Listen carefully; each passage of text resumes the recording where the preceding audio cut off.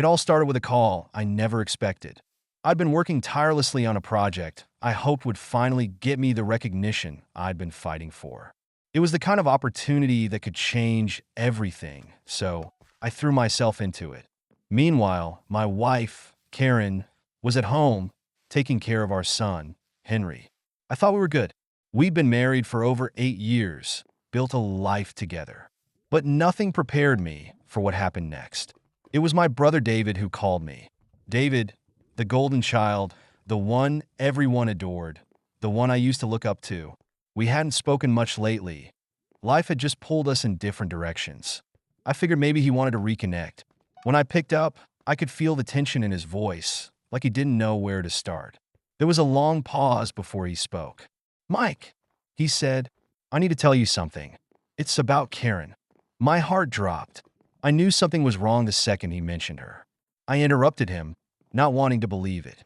"What about Karen?" He hesitated, then finally blurted it out. "She's been seeing someone else for a while now." I felt paralyzed. The words didn't seem real.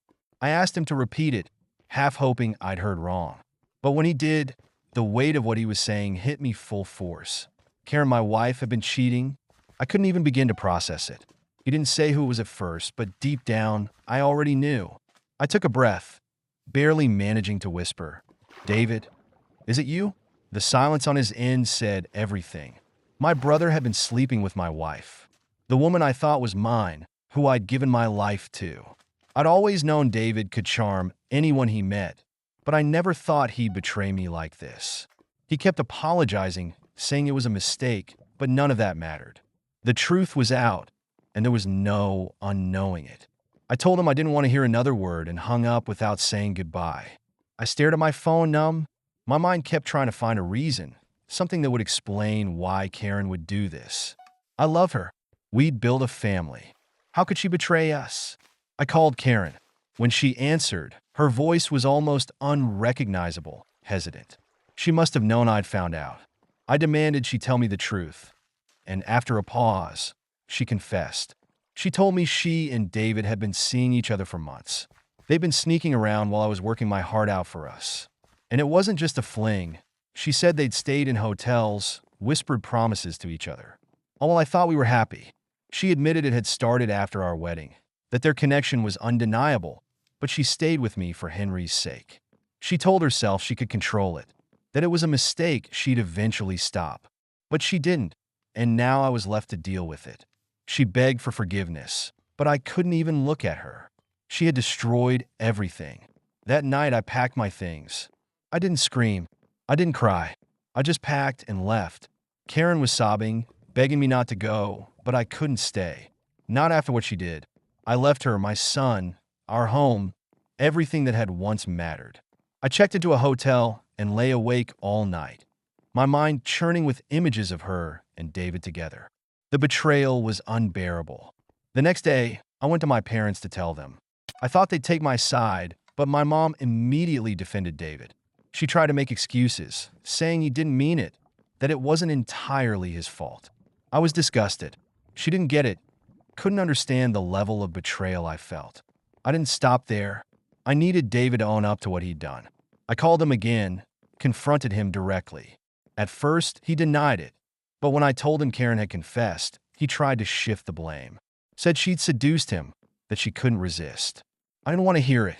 I hung up on him, then sat down with my parents again and told them everything right in front of him.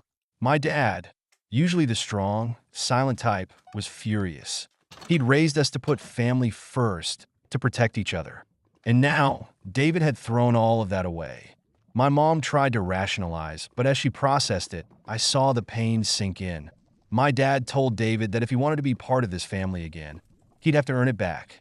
Then he cut David off. No more support, no more family ties. David was left to fend for himself, with the full weight of what he'd done finally on his shoulders. I didn't know what came next. My marriage was over, my family shattered. But I knew one thing. I wasn't letting Karen back in. I'd given her my heart, and she'd ripped it to shreds. After I moved out, I tried to focus on work and taking care of Henry. But the worst part? It was looking at my son and seeing David's face instead of my own. That haunting reminder tore me apart. I'd thought Henry was mine, but he wasn't, and that truth was harder to bear than anything else. Months have passed, and the pain hasn't dulled. Some nights, it feels even worse. Karen hasn't stopped trying to reach me, saying she's sorry, that she still loves me and wants to fix things. But I can't even think about it. Every time I hear her voice, I'm reminded of the lies she built for years, the life she stole from me. I'm in therapy now, hoping it will help.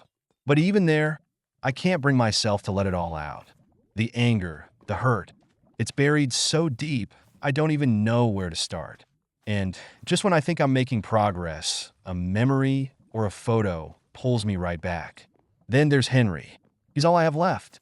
But every time he asks about Karen, why she's not around, it rips me apart. He doesn't know the truth, and I don't know how to explain it. How can I break his heart the way mine's been broken? A few weeks ago, we were at the park, and for a brief moment, I almost forgot. I watched him swing, laughing as he flew higher and higher, and the happiness on his face made me feel okay again. But then it all came crashing back. The betrayal, the hurt, the feeling that I'd lost everything.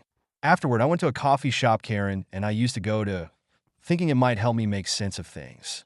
But then I saw her there, sitting by the window, looking the same, but so different. She noticed me, and for a second, it felt like we were strangers. She came over, her voice trembling as she said, "I've missed you, Mike." I shook my head. "You don't get to say that. Not after everything." She looked like I'd slapped her, but I couldn't hold back. "You destroyed us. You chose him over me. What did you get out of it?" Tears filled her eyes as she said, "It was a mistake, Mike. I didn't mean for it to go this far. But I love you. I always have." I wanted to believe her, but I couldn't. "No, Karen, you don't love me. You love the comfort, the life we had. But that's not love." Her face crumpled, and I felt a piece of myself break. I left her there, feeling something I hadn't in a long time, relief. Not healing, not happiness, but a strange, empty freedom. Over the next weeks, I kept rebuilding my life, focusing on Henry. I started dating again, but nothing serious. I wasn't ready for that. My brother is still out there, but I don't think I'll ever want him back in my life. Some wounds go too deep. I'd love to say things got better, that I learned to forgive. But I'm still angry, still hurting, and maybe I always will be. But I'm here. I'm fighting for Henry, for myself. Maybe that's all I can do. Thank you for watching.